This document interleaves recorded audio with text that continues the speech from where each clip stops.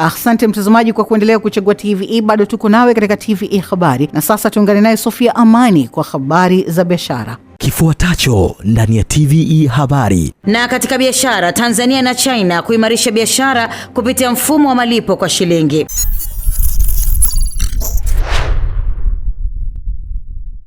Asante sana Sada Nasor na mtazamaji wa TVE kwenye habari za biashara. Leo tunaelezwa kuwa Tanzania imezindua mfumo mpya wa malipo unaowezesha wafanyabiashara wanaoagiza bidhaa kutoka China kufanya malipo kwa kutumia shilingi ya Tanzania bila kulazimika kubadilisha fedha kupitia dola ya Marekani. Mfumo huo umezinduliwa na benki ya Stanbic Tanzania ikiwa ni sehemu ya huduma za malipo zinazolenga kurahisisha miamala ya biashara kati ya Tanzania na China kwa kupunguza gharama na muda unaotumika katika ubadilishaji wa fedha. Akizungumza katika uzinduzi huo leo jijini Dar es Salaam, naibu waziri wa viwanda na biashara Dennis Londo amesema changamoto ya gharama za ubadilishaji wa fedha imekuwa moja ya vikwazo kwa wafanyabiashara wanaofanya biashara ya kimataifa. Hivyo mfumo huo unamwezesha mfanyabiashara kulipa kwa shilingi na kupunguza gharama za uagizaji. Amesema hatua hiyo pia itaongeza matumizi na uaminifu wa shilingi ya Tanzania katika biashara ya kimataifa. Moja ya maeneo ambayo yanafanya biashara ya Tanzania na wafanyabiashara wa Tanzania kuwa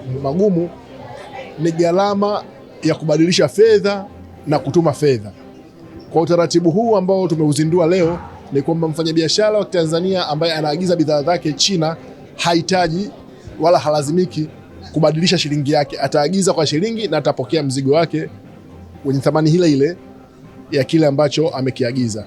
Sasa haya ni maelekezo ya Dr. Samia Suluhu Hassan kuhakikisha kwamba Mtanzania anawekewa mazingira wezeshi ambayo yatamsaidia kutunza fedha, kutokupoteza fedha katika mchakato mzima wa mnyororo wa thamani katika uagizaji wa bidhaa, lakini pia ufanye biashara hapa ndani.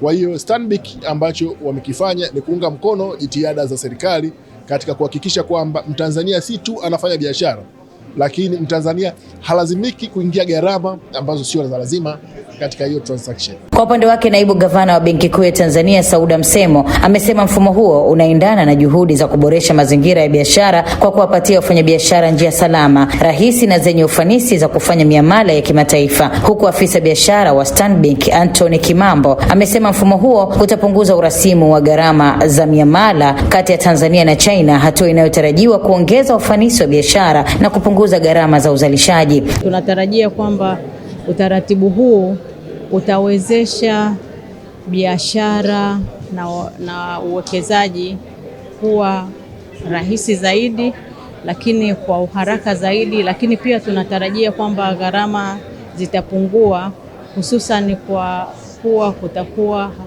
na kuepuka zile gharama za kubadilisha fedha kwenda kwenye sarafu nyingine ya kigeni, halafu ndio kufanya malipo ya bidhaa na huduma China.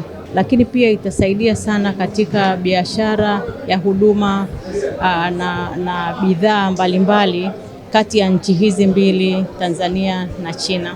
Tunatarajia kwamba isaidie kwenye kupunguza uhitaji huo wa fedha zingine za kigeni hapo katikati, ambapo ina maana kwamba ukwasi wa fedha ya kigeni nyingine haitahitajika hapo katikati, na tunatarajia kwamba itasaidia sana katika kuchangia katika utulivu wa sarafu. System hii inakwenda kupunguza ukiritimba katikati uliopo kati ya malipo kutoka Tanzania kwenda China. Ni system ambayo inafanya malipo yanakwenda moja kwa moja, yanapunguza gharama ya transaction, malipo kutoka Tanzania kwenda China na kutoka China kuja Tanzania. Na kikubwa nafikiri kwamba ni benki ya kwanza nchini Tanzania kuleta system hii, na pia malipo haya kwa sasa ni bure, hayana makato yoyote, na inaenda kusaidia wafanyabiashara wote kuleta ufanisi katika biashara zao, kwani inakwenda kupunguza gharama za uzalishaji. Kikawaida malipo yalikuwa yanafanyika sana kwa kutumia dola, na hapo katikati kulikuwa kuna benki nyingine ambazo kutumika kutoa malipo Tanzania na kupeleka malipo China. Naye mkuu wa dawati la uwekezaji wa China Alfred Ngelula amesema mfumo huo unaongeza urahisi wa kufanya biashara na China na unaweza kuchochea zaidi fursa za biashara na uwekezaji kati ya nchi hizo mbili. Mfumo huo unakuja wakati China ikiwa miongoni mwa washirika wakubwa wa kibiashara wa Tanzania, huku kurahisishwa kwa malipo kukitarajiwa kuwasaidia zaidi ya wafanyabiashara wadogo, wakati na wakubwa wanaofanya biashara na soko la China.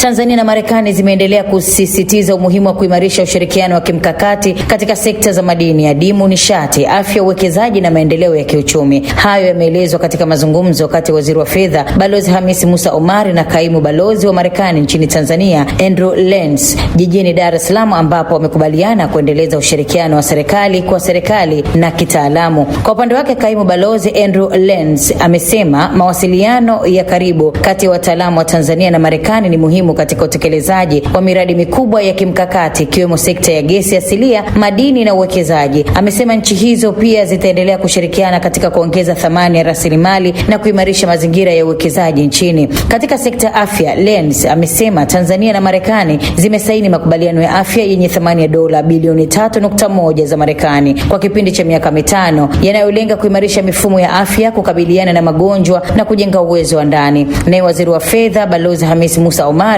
amesema Tanzania iko tayari kuendelea kubadilishana uzoefu na Marekani katika masuala ya kiuchumi, kifedha na kitaalamu, ikiwemo kuimarisha mifumo ya kifedha na soko la dhamana za serikali. Between then and now, we also had that you already signed MOU on health with Tanzania. So maybe if there is anything that we can hear more about this MOU as well, I would like to hear from you. But otherwise, once again, welcome. Thank you. And here we are. I appreciate it. Well, this lays a path over 5 years that we invest our 1.36 billion, heavily in the first 2.5 years, and then it starts dropping down toward year 5. And it's an inverse curve for your government. That by 2030, you're able to absorb the cost of commodities, you're able to absorb the frontline health workers into the system, that you have a sustainable, self-supporting health system.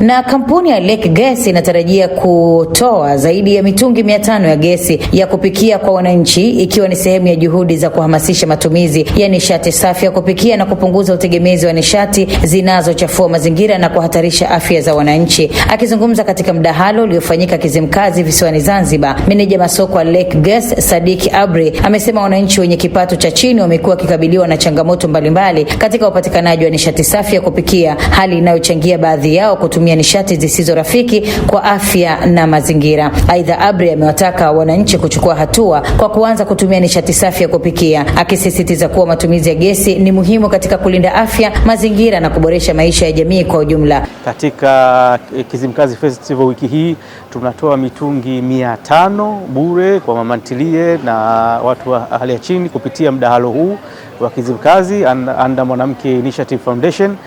Lake Gas kama Lake Gas tumejipanga kuwafikia wananchi wa hali ya chini ambao wengi wao wanatumia kuni na mkaa na nishati ambayo sio safi, kwa kufanya promotion ya mitungi yetu kutoka kwa bei ya chini. Lakini pia tuna zoezi ambalo tunafanya kazi hapa Zanzibar na Zura, lakini tunataka tupeleke pia Tanzania mainland, kuwa convert watu ambao wanauza mkaa, kwa sababu tumeona ile uendelezi wa kuuza mkaa na kuni ni kwa ajili ya kutafuta biashara.